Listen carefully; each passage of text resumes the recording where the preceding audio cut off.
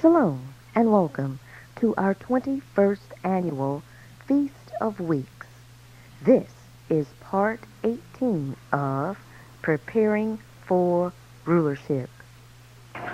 Evidently being clean plays a health role, huh?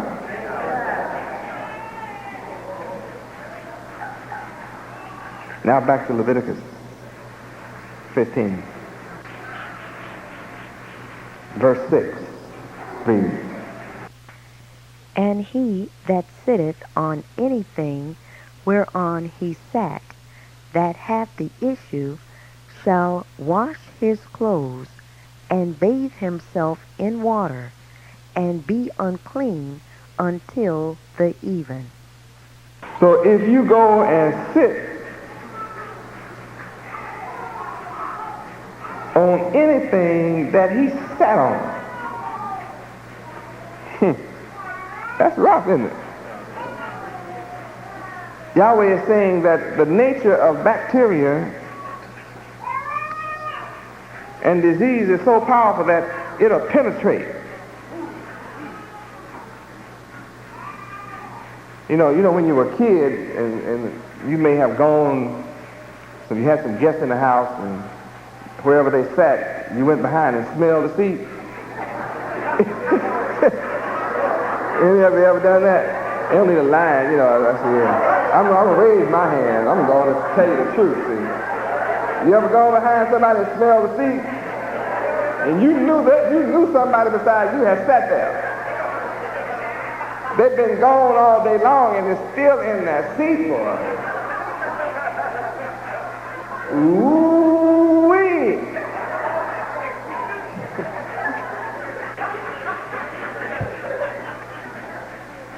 What does that prove? If the smell is still in the chair, what does it prove? What? Bacteria, uncleanliness has somehow come through that person's clothes into the fabric of that chair and is hanging around.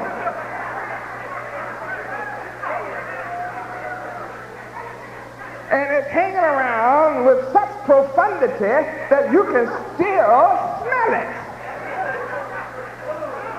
Yahweh is saying, without thinking about smelling it, can you imagine just sitting on anything that this man sat upon that had issues? If you sit down behind somebody, you don't know what they got. Huh? Imagine don't know what they got. If you don't know what they have, that means you're walking around with issue all over your pants, or whatever you got, and then don't even wash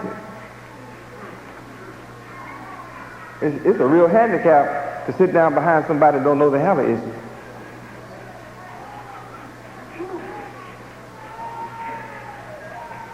How many understand this is a health class? It's a real health class. That's why they have movie theaters dark. See, if you saw the seats of a movie theater under the light, I guarantee you that 95% of us in here wouldn't sit down.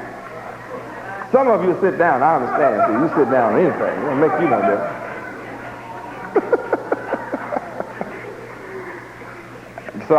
But you who are awake and love Yahweh, I know most of you would not sit down in no theater if you saw it.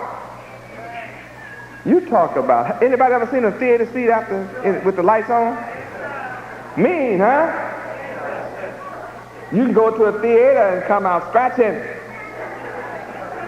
You imagine women with short dresses sitting down in theater seats? Huh? Women with short dresses sitting down in a theater seat.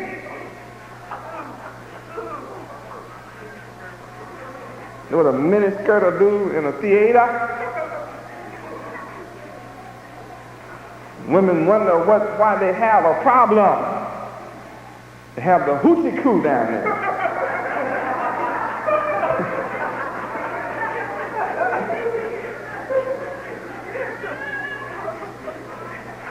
Come right out the theater seat. And they be changing it often. You know, every 2 hours you get you a new seat. You get you a new dose. Right? There's no telling what you get. Short dresses on.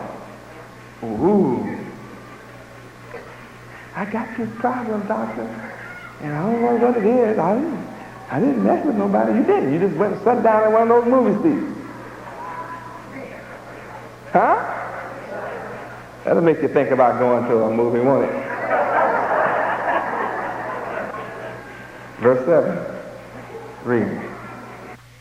And he that toucheth the flesh of him that hath the issue shall wash his clothes, and bathe himself in water, and be unclean until the even. You're unclean.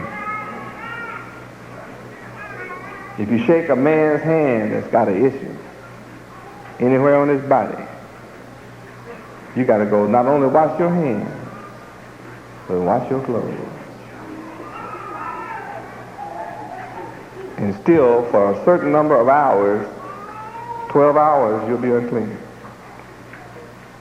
Sure. Verse 8, read.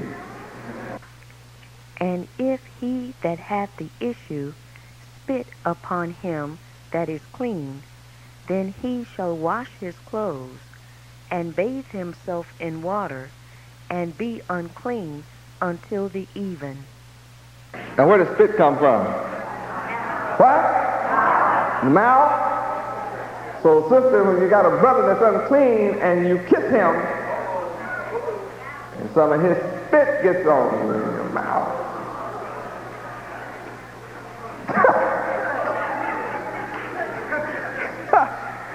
You know how you be kissing, right? Y'all looking at me so funny like, what are he talking about?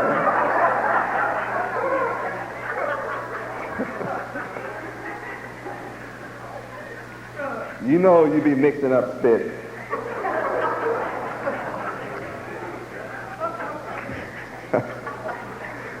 Well, all you spit mixers, huh? He's unclean. His spit get on you. You gotta, what?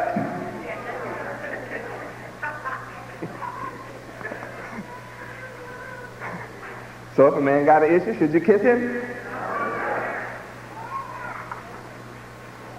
So conversely, if a woman has an issue, should you kiss her? Why? They're both unclean. And Yahweh wants you to be unclean or clean? Verse 9, read. And what saddle soever he rideth upon, that hath the issue, shall be unclean. I said, boy, I got it made. We don't have horses today. So what takes the place of your horse today? Your cars, trucks, vans, wherever he sits. Airplane seat. Oh, Lord.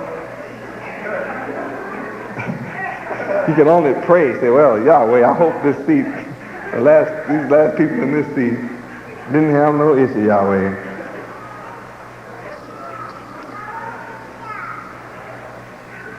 Verse 10, read. And whosoever toucheth anything that was under him shall be unclean until the even. And he that beareth any of those things shall wash his clothes, and bathe himself in water, and be unclean until the even. If he sat on the pillar, and you carry the pillar, it's over. You know from smelling a seat that it's there. Verse 11, read. And whomsoever he toucheth that hath the issue, and hath not rinsed his hands in water, he shall wash his clothes, and bathe himself in water, and be unclean until the even. A running sore. That's how dangerous a running sore is. Read. And the vessel of earth that he toucheth, which hath the issue, shall be broken, and every vessel of wood shall be rinsed in water. What if it's made out of stainless steel? You throw it away? No, you wash it, sterilize it, and wash it. Why wouldn't it, if you had a vessel that's made out of earth, why would you have to destroy it? It's porous, it takes it right on into itself. What is a vessel of earth? A clay, something made out of clay. So if you're drinking water or anything like that, out of an earthen thing that's made out of clay, see, you got to just break that on up. Yahweh knows the science, doesn't he? Is Yahweh a scientist? He knows the nature of things. First-rate scientist, isn't he?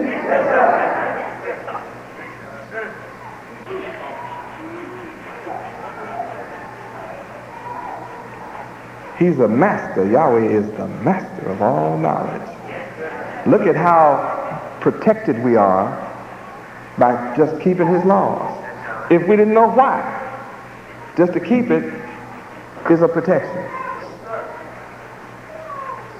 What a delight to come and learn knowledge like this from the Creator, Yahweh. Praise Yahweh. Well, I'm sure you learned this in the hospitals. When you go visit a hospital, you would surely expect the scientific doctors to teach you that when you walk into the room of this sick person, this diseased person, this person is running with cancer or running from different kinds of sores, laying in the bed, man and woman with an issue, I'm positive that they teach you in your health centers, that your doctors and nurses teach you that when you touch this sick person, you must go home and bathe yourself in water and wash all of your clothes. Why wouldn't they tell you? They know they're going to have you in their necks. They're going to make money off of you coming back. Are you going to be a victim sooner or later? Yeah, you'll be paying out money yourself soon. Wicked, isn't it? If you cannot depend on your doctors and your nurses, then you are through when it comes to this world.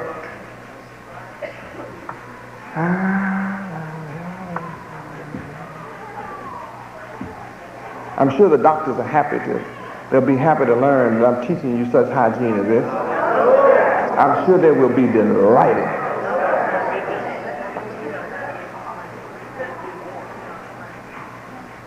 Here is a mother that has brought a fine, healthy child into the world, and this child has gotten to be 6 months old and a year old, and here's men in the house that's unclean, got a running issue, and your child runs up to his uncle, your brother, that's got an issue, and he's kissing all over your baby, and then you wonder why your child is sick.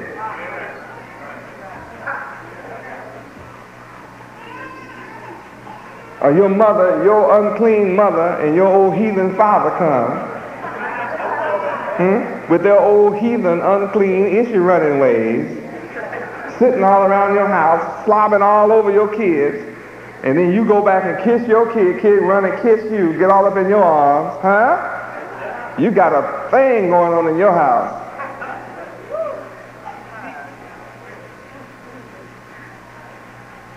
And you'll be wondering, why is my child suffering from this fever? Why is my child so sick? Because see, sometimes what they got from your relatives, it didn't take effect immediately. About 3 or 4 days later, they come down. You be looking around in the house for the culprit. The culprit were these unclean people with these issues.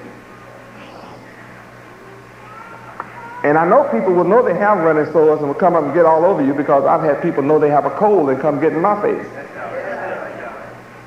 So I just had to back off from kissing people because they won't tell me. They want me to touch them so bad. They'll tell me, "Oh, I got a cold." Say, "Hey, you told me that after you..." "Oh, that's dirty." That's not fair. I don't get a chance to see you so often. I just forgot Yahweh, then Yahweh. Shalom. You forced me to be like that. See, I don't have colds like I used to. When they let you get up in my face, that's right. I don't have colds anymore like I used to.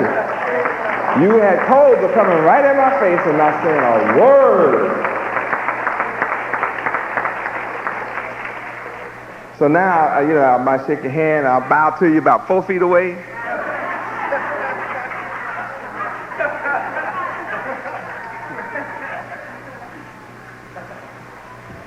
Is that real?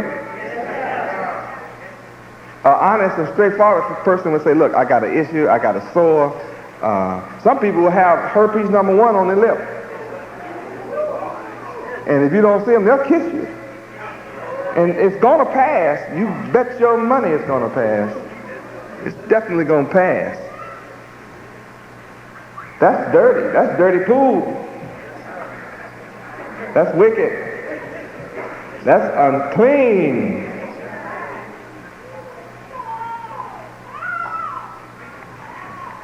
I'm glad for this class myself. This is blessing my mind. I don't know what it's going to use, but it's blessing me. That means, mothers, you can't let everybody take your child. You want to, praise Yahweh, but I'm teaching you better. Better make sure that who holds your babies clean. Better look real good. And let me hold your baby. He's so cute. That's all right, baby. He's doing okay right now. Thank you, sugar. So glad you love my baby, but I'm going to hold him right now. Thank you. You watch people, you better look at them good. You and your baby will be sick. Verse 13. Read. And when he that hath an issue is cleansed of his issue, then he shall number to himself 7 days for his cleansing, and wash his clothes, and bathe his flesh in running water, and shall be clean. Well, all you bucket users, there is the bucket. What? There goes the bucket. You who love to smear, the basin's got to go. Got to give up the washpan. Get in some water that's running. If you have to get it up over your head and make you one of those outside jungle showers. And let that stuff run on down.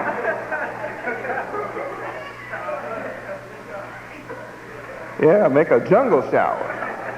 Punch you some holes in a bucket, fill it up, and jump under it. Let that water run.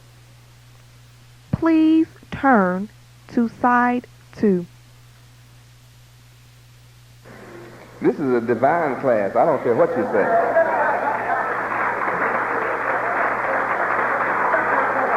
And this is the first time some have ever heard me teach on this subject. How many of you, this is your first time hearing me teach yourself? This is your first time hearing me teach on this subject. It's a lot of hands. Praise God. Then it's valuable.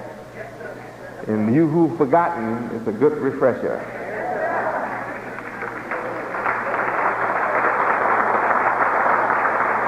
Job chapter 14, verse 4. Job 14:4. Read. Who can bring a clean thing out of an unclean? Not one.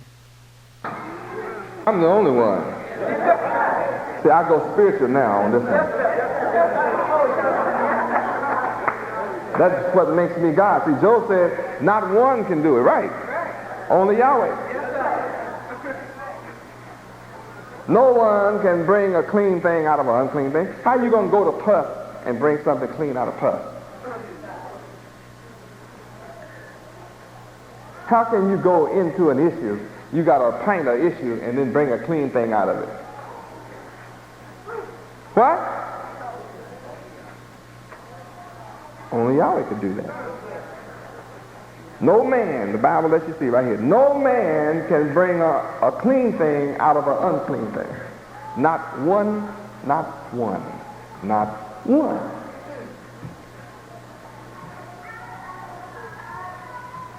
Woo! I like this one. Let's go to Psalms 51:2. Read. Wash me thoroughly from my iniquity, and cleanse me from my sin. See, you that are sinners are unclean things. But I have the power to wash you, unclean things. And I have the power to cleanse you from your sin and breaking Yahweh's law. That makes me the only one. That's what makes me God, is that I can make a clean thing out of an unclean. Thought I'd take you off the carnal level and let you see this like it is. See, this whole issue thing is spiritual.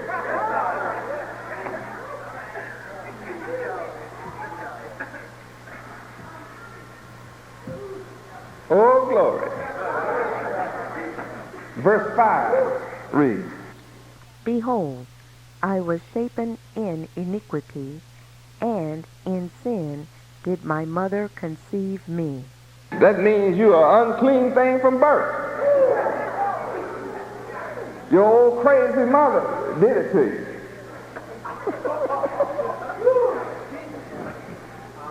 Your mother did it to you. She conceived you in sin. Meaning what? She was a lawbreaker. She didn't keep Yahweh's law. So you were born in a house full of sinners. And you wonder what's wrong with America. You wonder what's wrong with your life. And no one, not one, has been able to make you clean.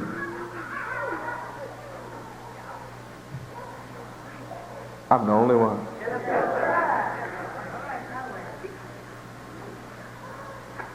Verse 10.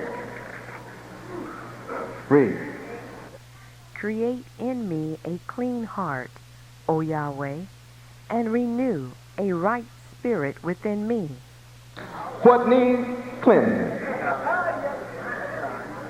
Your what? Your mind. Look at this.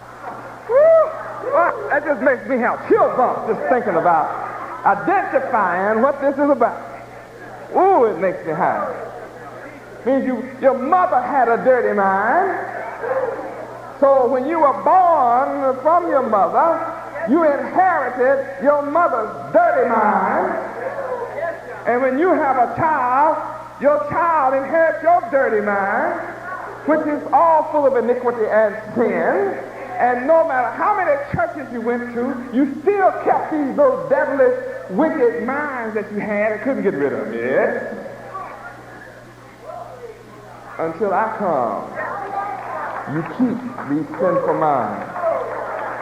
But that's what needs cleaning up. Your mind. And this book said you need help.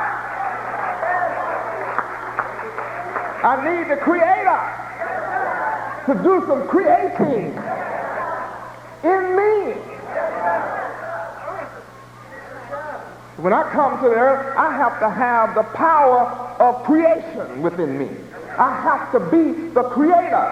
I have to have the power to do a spiritual surgery inside your mind and create within you a clean mind.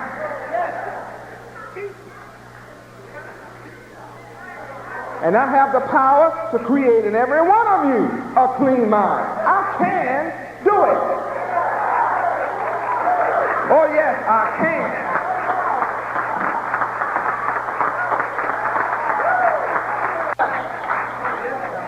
This proves, after I have been teaching you for 8 years on this subject, you have never seen this until I showed it to you. So the veil is still over your mind in the reading of the Old Testament until this very day.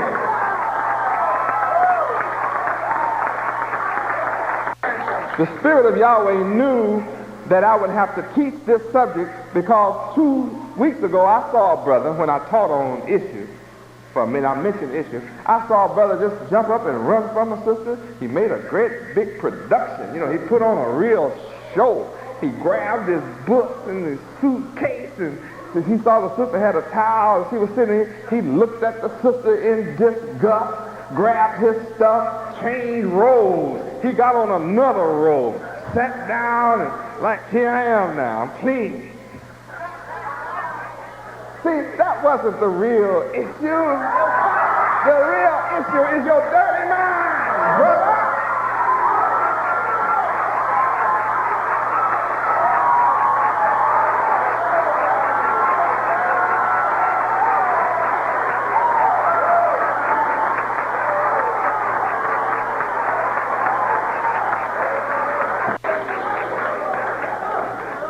See, the real issue is when you are next to a brother or a sister whose mind is unclean, then you better wash yourself. You better wash yourself from the thoughts and the ideas that they are planting inside your head to try to help make you dirty and unclean. And you're going to be unclean for a little while even though you wash yourself. Because you have to get rid of that seed that has been planted in your head, which is unclean. You got to go wash your mind and say, oh, Yahweh, create in me a new mind. Don't let that stuff sit in my head.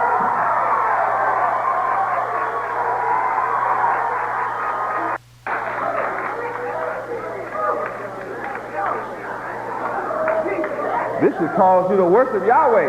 You should know who's talking to you. An ordinary man is not talking to you.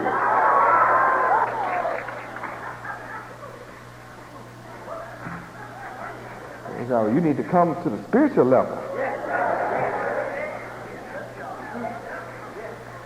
You need help in verse 10. I need you. See right here, this verse is saying, Yahweh, I can't do this by myself. I need you to create. I need you, the creator, to create in me a clean mind. Oh, Yahweh. I need your help to renew a right spirit within me, because these unclean spirits around me are always coming up with the wrong spirit. They always have the wrong issue in front of me. They're always showing me the wrong issue.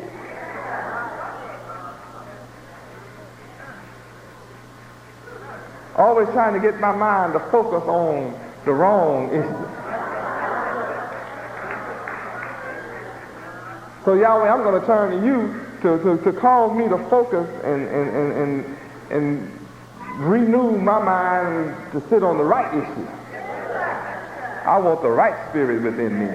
Now, see, in order to get this help, I'm not going to walk up to you and just hit you on the head with a hammer and create a new spirit in you. How do you get it? Right? This verse tells you how you get it. How do you get it? What? How are you going to get it? What? Put your name, say it on there. Right, you have to want it. I'm not going to force this on you. You say, create. I'm not going to come and give it to you. You have to ask for it. To ask, and it shall be given. You got to seek after this, and you'll find it. See, I'm the true light. You got to seek the light.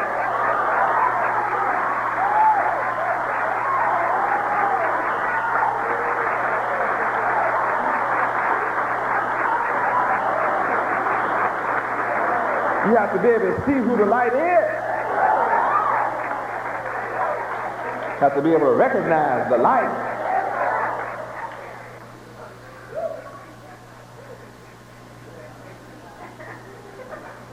See, See, some are in the presence of the light, but they're walking in darkness. They hoodwinked. They're in the presence of the light, but don't know it. They've been blindfolded and hoodwinked. They don't know where they're going.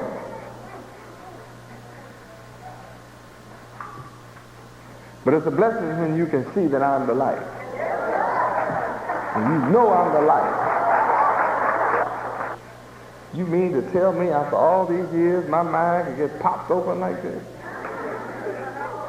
That after all this time my mind was down there somewhere else on this issue matter. All the time, this is a mind thing. All the time.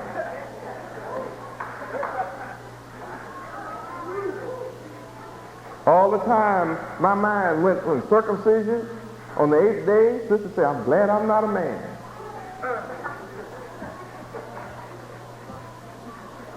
But see, that's spiritual too.